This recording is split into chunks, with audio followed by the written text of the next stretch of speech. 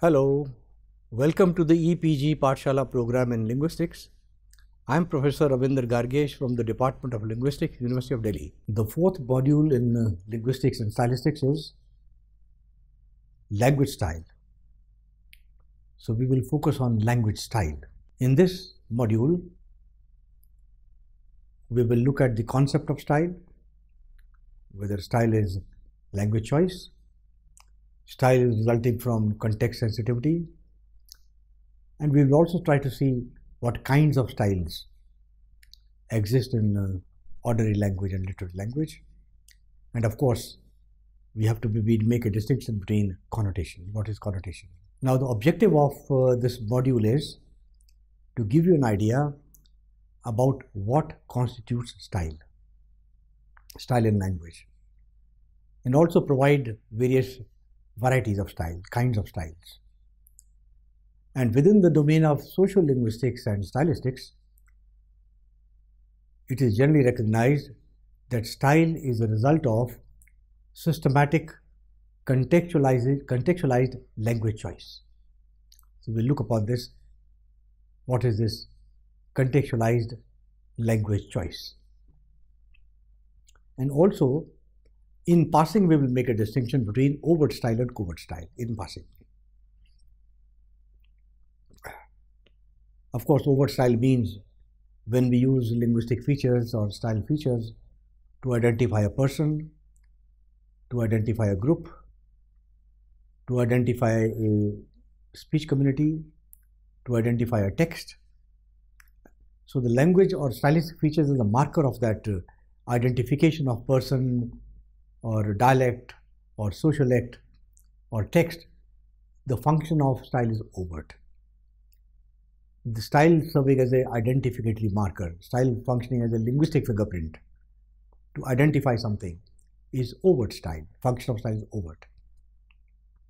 On the other hand, as you have already know about it in module 2 and module 3, that meaning emerges from the text, the kind of meaning Roman Jakobson talked about, message for message sake. How does language in message for message sake create meaning? The kind of patterns, the kind of features that help us in arriving at the meaning, or the help the text in expressing itself. So identification of those style features will be there to identify in the text, within the text itself, as carrying forward the artistic intent. Those style features identified will be said to be covert style. So two kinds of styles. Now we have already seen that language consists of the totality of linguistic resources of a speech community. Now the choice of linguistic expressions from the verbal repertoire constitutes style. We may say that style constitutes, or style is identified by alternative ways of saying the same thing. If the same thing can be said in different ways, then we can identify them stylistically. And of course, style can have an identificatory function and expressive function. The identificatory function exists in the choice of language by speakers that identifies them as members of a group, or as individuals, or of a community, or of a social group, or of a regional group. So there are linguistic choices. One can make choices and use language accordingly, even consciously. And texts do that very, very clearly. We'll talk more in detail about that. So there is an identificatory function and there is an expressive function. Please keep that in mind. And of course, we need to keep in mind that the foregrounded language is required when we talk about the covert function, the covert style. In the overt style, in the linguistic identification, stylistic identification, quantification of features is enough. Now, what is style? Style has been a problem area within linguistics and within even literary studies. It has not been well understood. How can style be identified? Can we put a finger on some linguistic element and call it style? We identify phonemes through minimal pairs. We identify words. We identify morphemes, distinct lexicon, distinct syntax, and each of them can be identified physically in linguistics. Can we identify style physically? This has been a problem. This has been a problem. The style is not identifiable in that sense, as a phoneme, morpheme, and a sentence can be identified. It is different. Any linguistic patterning will go beyond the sentence itself. But then even that would not be actually style. Style involves much more. The first question is whether style can be a category of linguistics, like the phoneme, like the morpheme. Because all these forms are, these are defined by the function that they perform in the language. Phoneme has a function, morpheme has a function, lexicon has a function, syntax has a function. All these are functional, and they're physically identifiable. They can be recognized. But then this is not the whole truth. There are many scientific constructs which do not have a physical identification. We know gravity is one construct, a very important construct. You can't identify gravity. Ether, it cannot be identified in that sense. In linguistics, the concept of archiphoneme cannot be physically identified. It emerges from the function. It is in a similar way that style is identified through function. There's a structure and there's a function. So certain terms are identified in the system because of their functions in the system. So within linguistics, style would be a term that has a distinct function. It has structures, but not entirely definable by structures, because they can be grammatically defined also, but through their function. So this is the first important thing, that it is important. Even within linguistics, we know that from the perspective of Hockett, from the perspective of Firth, from the perspective of Chomsky, postulates about grammar, language universal have all been very different. Different models of linguistics do not view the same phenomena in a similar way. So similarly, since there is such variety, we need to see style in a different way. Style needs to be accepted as a theoretical construct of linguistics, not based on physical properties of elements, but on the abstract relations meant to rationalize, to explain certain facts related to language functions.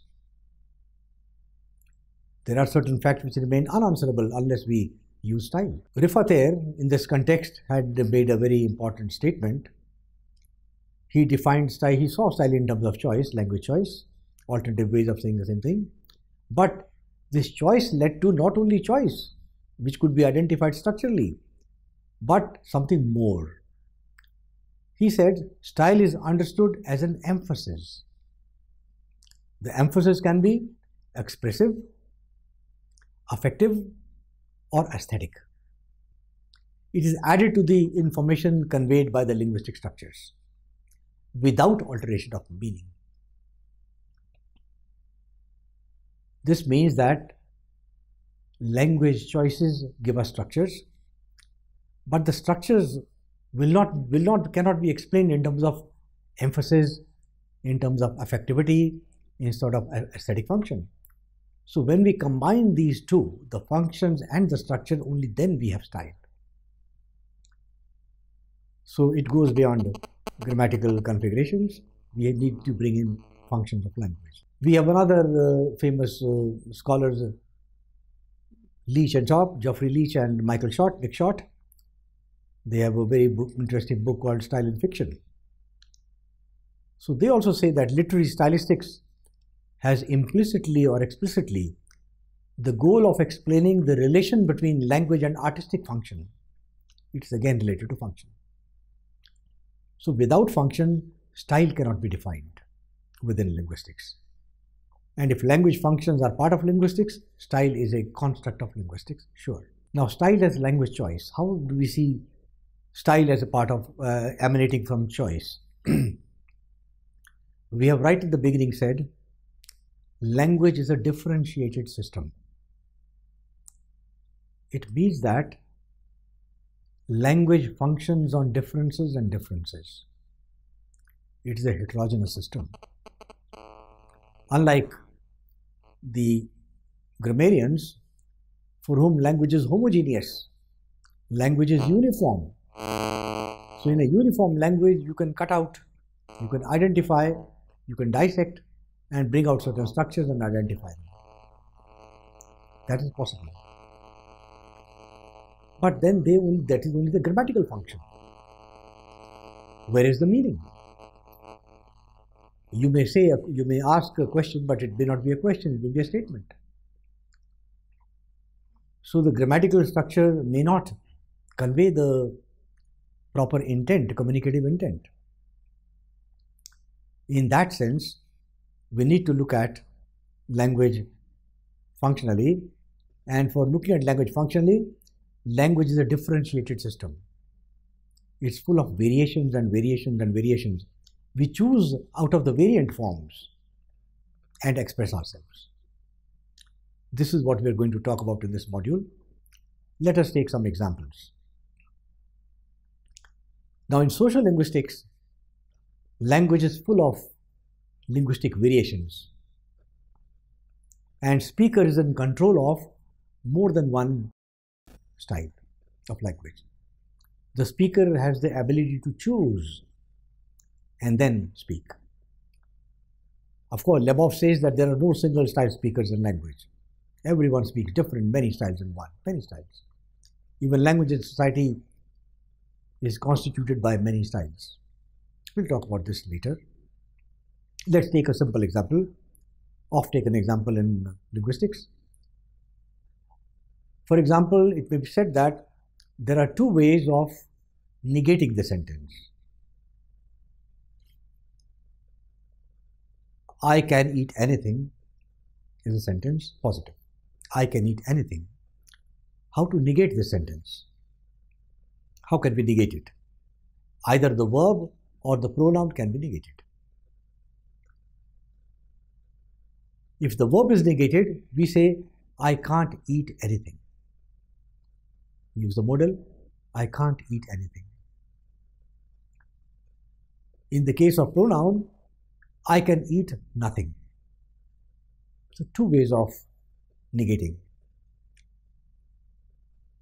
Literature has pointed out that some societies, some group of speakers use double negatives. They use double negatives. I can't eat nothing. I can't eat nothing. This is spoken many places in America, identified with black speakers by William Lebov, non-native, non-standard English. So it is considered to be non-native, spoken by speakers in Detroit. So social linguistic research reveals that there is a clear relationship between frequency of double negation and social class. It's a group of speakers who is identified by the use of this. It does not mean that one group uses it only. Other group use it too. Some more, some less. Trudgill brought out some percentages of the use of double negatives, and he found them as follows: that the upper middle class used only 2% double negatives. Lower middle class, 11%. Upper working class, 38%. Lower working class, 70%. So there are no single style speakers. Some use more features are dominant in one group and they are less dominant in another group. But their features are everywhere. So they just identify because of the quantum of use of the features. Simple mechanical mathematical count. So this fact presupposes that on the one hand, language evinces more than one option to convey the linguistic meaning. We can negate the pronoun, or we can negate the verb, or we can use double negatives. All three. There are different ways of conveying the same meaning. And on the other, it's a contextualized choice. Choice is made in the context. And this choice in context conveys social meaning. For example, the use of double negatives identifies a group. That's a social information given to us. So language is choice, and when we choose out of different patterns, different structures, this choice results in can be identified as style in one way. And then of course we need to see the functions. According to Charles Hockett, according to him, he said, roughly speaking, two utterances in the same language which convey approximately the same information but which are different in their linguistic structures can be said to differ in style. Two utterances in the same language which convey the same meaning, approximately the same meaning, but which are different in their linguistic structures, they are different in style. So style results from language choice, according to Hockett. Same idea is carried forward by many other linguists. Bloch had identified it with frequency, the message carried by the frequency distributions and transitional probabilities of its linguistic structures. That will define style. Martin Juice also took up the idea of frequency distribution, and he has a very interesting small booklet, The 5 Clocks, in which he identified 5 styles. 5 major style categories of English he identified: frozen, formal, consultative, casual, and intimate styles. The frozen form being shown in, for example, when our people take taking oath in parliament, or taking oath for some post, then the language of the oath is frozen. It's the same language. Just the name is different, everything is the same. It's a frozen language. Formal languages, we know that politeness, the aap form of Hindi. And then we have consultative, which is the tum form, tum variety. There's casual speech. There is intimate speech, intimate between friends. It doesn't only refer to pronouns, it goes into the whole gamut of language. So he has given some very interesting examples. Do read The 5 Clocks by Martin Juice. Lebov, another person who correlated style with language variation. He correlated with socio-economic context, lower middle class, upper middle class, working class, etc. In his model, in the way he tried to study variation, he identified styles of speech based on utterance features such as casual speech, careful speech, reading list, word list, minimal pairs. These were the 5 styles identified by Lebov, which he found in use in society, and it is on data gathered on the basis of these 5 features that he had given his whole concept of social linguistic variable. His styles of speech are based on linguistic variation associated with the amount of attention paid to variables in the context of speech. Whether the attention on casual facts, attention on reading facts, attention on word list, minimal pair, the style will become different. That is what Lebov did in his research. The vernacular style for Lebov is the most basic amongst language varieties. So, according to Lebov, style is restricted to the parameter which defines the amount of attention paid by a speaker to his speech. So, the amount of attention one pays, the language will have a different structure. Halliday also came up with the concept of style. He used the category register in a very wide sense. For him, linguistic system is made up of very large set of options, very large number of options, and each set having certain constraints. So everything is conditioned by choice. His definition of register is that register is choice made by use. Choice made by use is register. That's his definition, how he defines style. And he looks at register in a threefold perspective. A register consists of field, mode, and tenor. Field of discourse, mode of discourse, tenor of discourse. By field of discourse, he means classification of the register into subject types, language dependent on a specialized subject, the field of study. For example, chemistry. The use of passive constructions in experiments in chemistry. A test tube was taken, salt was added, this was done, that was done. Use of passives in chemistry. So this is the field. The field determines the language and also the vocabulary, specialized vocabulary. Religion being another. Different fields will have different kind of vocabulary and maybe different kind of grammatical manifestation as well. Then another division is the mode of discourse. The mode of discourse is something like the written mode or the spoken mode. The spoken mode has a different style. For example, when people speak, there are a lot of repetitions. Sentences are incomplete. Contexts are known and answers are given in absolutely maybe even phrases or maybe in words. But in written, it is formal style and sentences are complete. Contexts are built in and it is complete. They don't leave sentences incomplete in writing. But in speech, sentences are generally incomplete.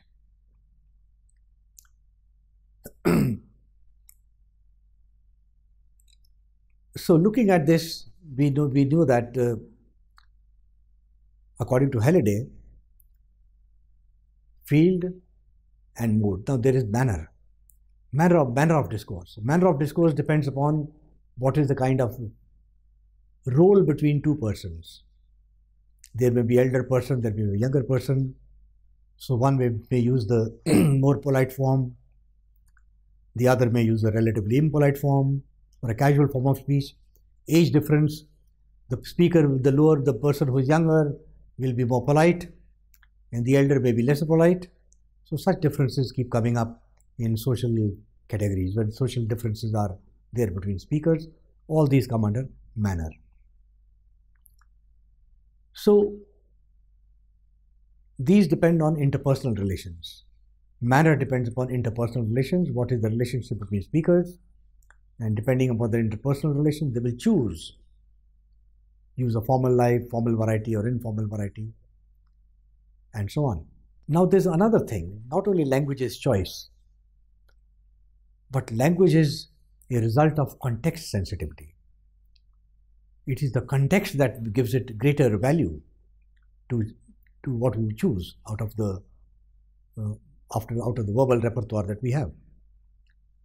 We can say that style is a function of contextually sensitive linguistic variation. Contextually sensitive variation, and we make choices, and choices are systematic. Context can generate meanings distinct from purely referential and emotive ones. We may have the same grammatical form, make a change in the context, the meaning will change. So context is very important for identifying and defining style. Let's take an example. I would like you to turn off the radio. 1. Will you turn off the radio? Can you turn off the radio? 3 sentences. I would like you to turn off the radio. Will you turn off the radio? Can you turn off the radio? Literally speaking, do you think this is about an assertion about speaker's attitude? Is it about questioning his ability? Can you turn off the radio? Is it about ability? No. Will you turn off the radio? Yes or no? I would like you to turn off the radio. Is it a command? All these are different ways.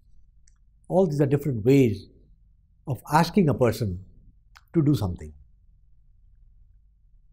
They mean the same thing. Turn off the radio. They mean the same thing.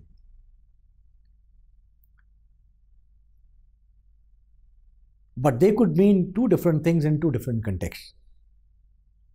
If we use this in anger or irritation, then the 3 sentences would have force of a directive. In polite situation, all three forms serve as request forms. I would like you to turn off the radio. Can you turn off the radio? Will you put off the radio? All these are request terms. But if you see it in anger, I would like you to turn your radio. Well, that's a command. Will you turn off the radio? It shows anger. So it implicates anger. Some more information is being provided to us. So this more information cannot be left out. This is important for a feature like style. So context supplies the proper shape of meaning. Now to look at this further, how many kinds of styles one can perceive, we can make a study. Halliday and his associates had made a distinction between use-oriented language and user-oriented language. If we put the 2 together, we can drop a big paradigm which will give us different types of styles. We can say that style as a broad category has 3 subcategories. 1, speech community. 2nd, discourse. 3rd, individual. Again, style has 3 categories, subcategories: speech community, discourse, and individual. When an individual uses similar forms, when his output is systematic, then his language identifies him. Then we can talk about the linguistic fingerprints of an author. These also can be linguistic fingerprints of a group, linguistic fingerprints of an age, of a society. If they are non-systematic, then they are random, like a madman's talk. So individual has either systematic variation or non-systematic variation. And it is systematic variation that identifies greater number of people as individuals. Everyone has a different way of speaking, different way of writing. It can be linguistically identified. Non-systematic identifies a different kind of a person who either is a non-conformist or who is not, who doesn't fit in the society. The speech community, again the variations in the speech community, the variations in the language give us 2 subcomponents. One is spatial, the other is temporal. Spatial and temporal. The space, in geographical space, 2 more forms can be had. One resulting from regional variation, which we call dialects, and the other emanating from social groups, distinct socio-economic groups, sociolects. So we can have dialect, we can have a sociolect. From the total verbal repertoire, a speaker in India, a speaker in Delhi, coming from different regions of India, can choose and speak in the dialect, can choose and speak in the standard, can choose and speak in one sociolect and can choose and speak in another sociolect, provided the person has exposure, that variation is in the verbal repertoire. Then we have the temporal one. Temporal means variations at the level of age, time. Very broad distinctions are there. Old English, Middle English, Modern English. The great vowel shift between Middle English and Modern English. So one looks at language in that term also. That also identifies a variety. Then the most important is discourse. Discourse can be divided into the three that Halliday had defined: the field or domain, the mode, and the tenor, or the median and the tenor. Let's say medium. Domain, medium, and tenor. The domain is the field, as we earlier talked about. If it's a subject in chemistry, language will be one type. If it is linguistics, vocabulary of another type, maybe syntactic constructions too. That's one kind of style of a field. Another one is medium. Medium could be oral, medium could be written. As I told you that oral speech is stylistically different from written speech. Oral speech is marked by repetitions, is marked by incomplete sentences, less of relative clauses, where written variety has more of relative clauses, compact, complete sentences. Then the third one is tenor, the tenor of discourse. Tenor of discourse, the manner of discourse. How does speech differ, language differ in manner? Again, four categories can be sub-created, can be created. One is the variation would depend upon role relation. The variation would depend upon what kind of role do you have. Father, son, master, servant. These roles would determine the output, and these are stylistic outputs. Then there is role participation. When you participate in an activity, what kind of language are you using? Suppose you are polite to someone and suddenly you fight, you become impolite. The relationship changes, participation changes. So role participation can lead to another variant form. This again is stylistic. Then there is another mode of speaking. One is dialogue. People speak to each other in dialogue form. There is a monologue also. So such differences could be considered as under mode. And then there is another parameter called modality. Under modality, language, we are forced to use language by certain institutions. And when we are forced to use by them, our structures change, our output changes, and language has another style, an institutional style. Now, of course, it is finished, but we had the telegram. Now we have the SMS. The language of the telegram was highly concentrated because it would cost money. So people became very economical in words. In SMS language today, people want to communicate fast. Therefore, abbreviations using numerical letters for English words has become. Using the numeral 4 for, and so on. Using the alphabet U for YOU. So again, style. These are styles. They depend upon what is required in an institution. In SMS, it is quick sending of quick message, and in telegram it was condensed message. But then the institution made us use the language in that way, in that particular style.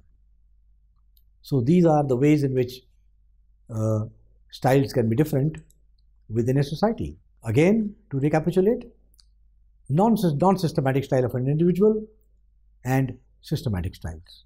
Systematic styles, we have pen names of people, their own way of writing, and dialects of a style. One can find different dialects. One say, oh, he's speaker of that dialect, he belongs to that region, identification. social acts also, and one can enter that society and use that style. And in the domain, the field, variation dependent upon field, variation dependent upon spoken or oral, variation dependent upon role relation, role participation, or the mode, dialogue form, monologue form, or the institutional features. So all these make us use language differently on different occasions. Our knowledge of language is same, but in all these different parameters bring out something else from us. We make choices and we put them into our structures, and they become stylistic because they convey these kind of meanings. Either the meanings in terms of role relation, or meanings in terms of role participation, or institutions, or fields, or about regions, or about social classes. So this kind of information we get, and all the variant forms that we get are styles. These are all styles. These are all styles. So we can say this is the typology of style. So if we have a dialect, we have Avadhi, we have Braj. The Hindi literature consists of Avadhi and Braj both. And Hindi speakers can, to some extent, definitely distinguish the two. And also speak the two, if one makes an effort after getting some information. Social act same, different classes, we can do that. So this is how we have the typology of style. All these types which we find in actual life can also be found in literature, either as a defining feature or as a creative feature. For example, in literature we have, at the level of speech community, dialects. So many authors use Thomas Hardy uses many dialects of rustic people, Wessex tales from Wessex, or of social varieties, high variety of language, middle variety of language, low variety of language, social actal varieties, they are used. Look at Shakespeare, he also does it. If you look at the different literatures of different times, if you look at maybe Kabir, or maybe contemporary poetry, or if you look at Spencer in English literature and Shakespeare, you know the differences of language. And modern poetry, if you look at modern poetry and look at Shakespeare, there is so much of difference, particularly use of pronouns, verb forms. So there is a style of Shakespearean English and the style of modern English, contemporary English. Fields also reflected in literature. Look at Milton. Paradise Lost. His theme was religious. He was using religion. It's governed by the domain of religion. Medium. All novelists and dramatists write their text. So writing is one thing. And when the drama is performed on the stage, it may sound very different because characters may do different things to the same line. Performance may be different. The same text may appear differently. So we have an oral, medium. Medium can also make a difference, and that also results in a distinctive style. At the level of tenor, role relationship, there is so much. In all literature, Othello speaking to his wife, well, always calling someone honest Iago, Othello, role relationship, a subordinate and superior trusting the subordinate. But role participation, when Iago is revealed as a villain, then he changes his language. His language suddenly changes. And it is no longer, he talks to me like an animal. He treats him as an animal. So the language changes on role participation. Pamela, a novel written by Richardson, is written in the letter form. From the University of Delhi, Professor Ruben Desai wrote a novel in the epistolary style of letter writing. Everything is letters, all the letters put together is a novel. That's the style. So people do a lot. At the level of individual, we know that different authors use different styles. Bacon uses a tripartite grammatical structure, syntactic structure in his essay of studies. The tripartite structure, we can go into the detail some other time, and it defines Bacon, Francis Bacon. There are idiosyncrasies. King Lear, his language is idiosyncratic in King Lear because it is the rule of a bad person. So the language of a bad person is different from others. It's all functionality. Now all these uses of different forms we find in literature too. But these forms will be again of two types, either overt or covert. By overt we mean if we identify the style with the author, it is used for, it is used style is overt function. If you use it for identifying some character, it is identificatory factor. Identification of person, author, place, time, place, people related with it, their speech styles, their singular identification is overt. But when these speech styles are used for creating meaning within the context in a text, they become overt. And this overtness is when language becomes connotative. Language is full of connotations. The ordinary denotative language becomes connotation, and symbols, as symbols in art, and symbols in art becoming art symbols, they link with each other, modify meanings of each other, arrive at a finer intent, finer artistic meaning. That is the style that goes into covert style. We will look at this covert style when we do an analysis of a poem. So in addition to this now, when we have styles, another thing that needs to be said is the mixture of styles. Code mixing, code switching is another style. Code switching, English Hindi, English Tamil, English Bangla mixed together in the same speech community. They can say the same thing in different ways. Either it can be said in Hindi or it can be said in English. You can say Dant ka ilaj, you can say dental treatment, you can say Dant chikitsa. So there are so many ways. You can also say Dant ka treatment. Dant ka treatment would be code mixing. But then code mix has again a social function. It identifies people. If used in literature, it will function to indicate a meaning in the text. It will contribute to the meaning of the text in terms of character, in terms of context. It will create a situation. It will create a society.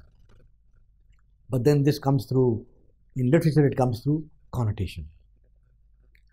What do we mean by connotation? By connotation, what we have in mind,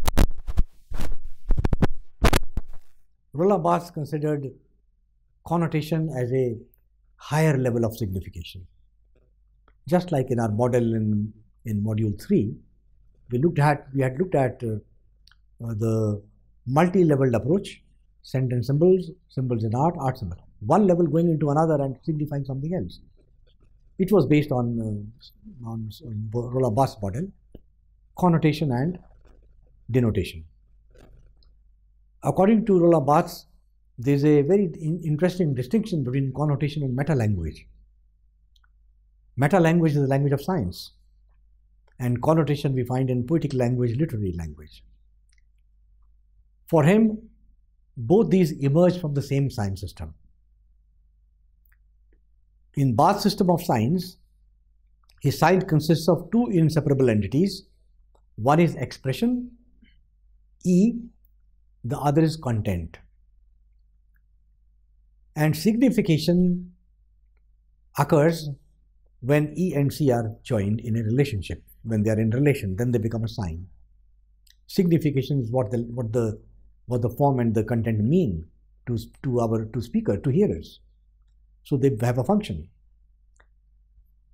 So when this ERC, the expression, content and the relationship as one sign, when this ERC becomes an element of another system, then two systems of signification are possible. And they're very different. What Roland Barthes attempts to say is, suppose we have a word, flower. Then flower is a particular word, or let's even say rose. Rose is a word. It has an expression, sounds and a content referring to one particular flower. The relationship of the sound and sense, sound and meaning gives us a symbol, a sign, that's rose. But when this rose is used in a poem, my love is a red, red rose, newly sprung in June. The rose is not the rose flower. The meaning of the word rose has changed. It has become expressive of something else. So when this sign becomes expressive, it becomes the expression, and the expression comes under focus, and it gives another meaning. This is another level of sign. This is called connotation level. When the word, through contextual uses, picks up another dimension of meaning, expression is the same, meaning changes. Word remains the same, meaning changes. This is connotation. On the other hand, if the same sign is used to elucidate content, then there's a change in language. The form does not remain the same. Expression doesn't remain the same. The content remains the same. For example, what's a phoneme? Phoneme is a word, but we say, oh, a distinctive minimal unit of sound is phoneme. So distinctive minimal unit of sound has the same meaning as phoneme. They're stylistically different. The elaboration of the phoneme, elaborating the content, is metalingual function. In expression, in expressive language, the expression is the same, but meaning is modified, enlarged. But in content, the language changes. These are the two differences. In literary language, it is expressive. The expression remains the same, but the meaning keeps changing. That's how we get connotation. So we can stop here for this module. Now, what have you got from this module? What are we saying in this module? First of all, we pointed out that language is coming from language has inherent variation. Language is heterogeneous. Language is variation. It is differential. Meanings in language come from differences, making choices from the differences and using them, and that is how meanings become distinct in language. So it is, number one, it is differential. Language is heterogeneous. It is essentially based on differences and differences and differences. We make choices, and those choices become meaningful. It is not homogeneous, number one. Number two, from within this heterogeneity, we make choices, and our choices are systematic. Our choice depends upon who is speaking to whom, elder speaking to younger. Are you speaking in your dialect? Are you speaking in your village? Are you speaking in the city standard language? You will choose. Are you studying? Are you a student of some discipline? Within the discipline classroom, you will use that vocabulary. So our choices are dependent upon what we do, our role relationship, our field, our mode, our role relationship, our own personal likes and dislikes, the way we use words, our social class, our region. So depending on what different contexts, we choose language and put them systematically together, and that becomes a style marker. So choices from language as a heterogeneous entity. And of course, choices are systematic. Once you make a choice of your regional dialect, you will only make regional choices. So by making them systematic choices, the style it's marked by style. So this is how style is identified.